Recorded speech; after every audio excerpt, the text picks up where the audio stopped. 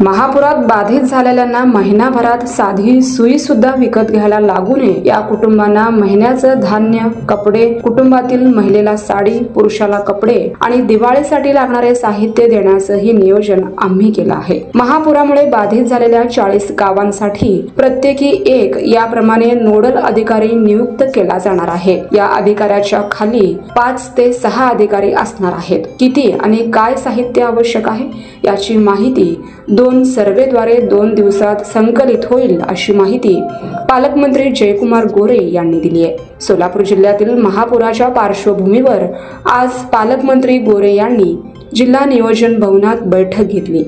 या बैठकीनंतर झालेल्या पत्रकार परिषदेत ते बोलत होते।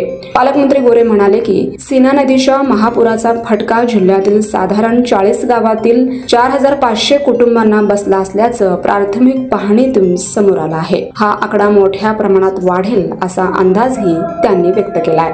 येत्या आठवड्यात पूरग्रस्तांचे जीवनमान सुरळीत केले जाईल। या कालावधीत नुकसानीचे पंचनामे करून शासनाकडे एकत्रित अहवाल पाठवला जाईल।